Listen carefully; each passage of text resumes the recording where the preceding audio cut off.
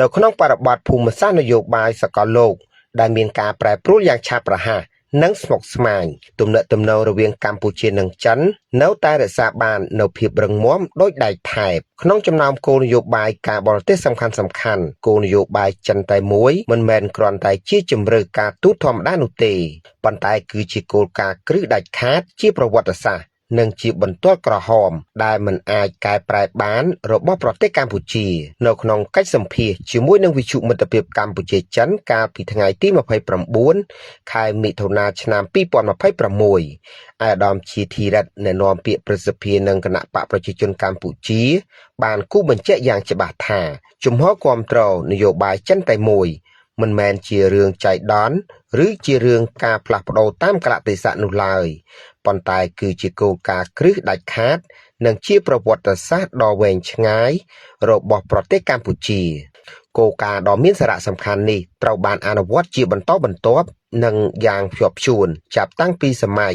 ព្រះបរមរតនកោដ្ឋព្រះបាទសម្ដេចព្រះនរោត្តមសីហនុឆ្លងកាត់ដំណាក់កាលដឹកនាំរបស់សម្ដេចតេជោហ៊ុនសែន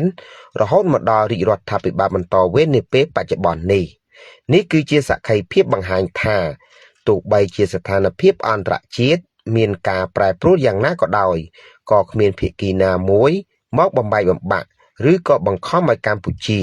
ផ្លាស់ប្ដូរជំហរការទូតដ៏រឹងមាំនេះបានឡើយគ្មាននរណាមួយអាចបំបែកនូវមិត្តភាពរវាងកម្ពុជាចិនបានទេគ្មាននរណាមួយអាចបង្ខំឲ្យកម្ពុជាមិនអនុវត្តនៅនយោបាយចិនតែមួយបានឡើយដាច់ខាតគឺគណៈបកប្រជាជនកម្ពុជារដ្ឋាភិបាលកម្ពុជាគឺអនុវត្តនៅនយោបាយចិនតែមួយ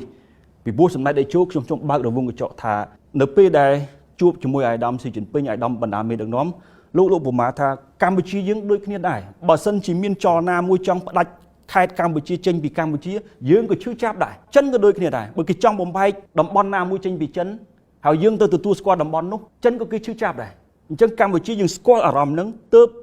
មេដឹកនាំគណៈបករបស់យើងរដ្ឋាភិបាលរបស់យើងប្រកាន់នៅជំហរយ៉ាងច្បាស់ថានយោបាយចិនតែមួយអាដាមជាធីរិទ្ធបានបញ្ជាក់ថារាល់គោលនយោបាយរបស់រាជរដ្ឋាភិបាលរួមទាំងគោលនយោបាយការបរទេសគឺត្រូវបានកំណត់ដោយកម្មវិធីនយោបាយរបស់គណៈបកប្រជាជនកម្ពុជានៅពេលដែលគណៈបកប្រជាជនកម្ពុជាឈ្នះឆ្នោតកម្មវិធីនយោបាយទាំងនោះត្រូវបានយកមកអនុវត្តជាផ្លូវការដោយរាជរដ្ឋាភិបាលដូច្នេះទំនាក់ទំនងនឹងការគាំទ្រចំពោះប្រទេសចិនគឺជាគោលនយោបាយដែលឆ្លុះបញ្ចាំងពីឆន្ទៈផ្លូវការរបស់គណៈបកកណ្ដាលអំណាចនិងរាជរដ្ឋាភិបាលកម្ពុជាទាំងមូល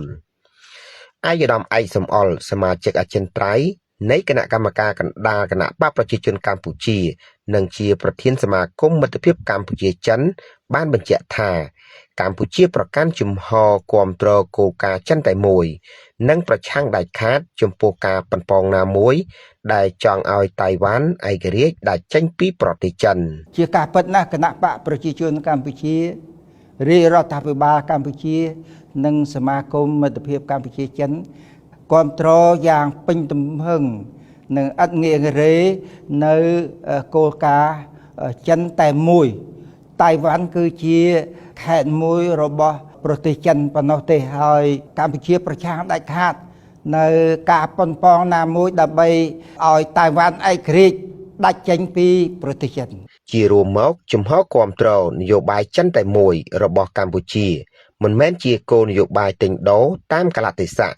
ឬក៏រងសម្ពាធពីខាងក្រៅនោះឡើយវាគឺជាមនសិការនយោបាយសច្ចធម៌ប្រវត្តិសាស្ត្រនិងជាផលប្រយោជន៍ជាតិដ៏ឧត្តមឧត្តមរបស់ប្រទេសកម្ពុជាដែលនឹងបន្តថែរក្សាការពារយ៉ាងដាច់ខាត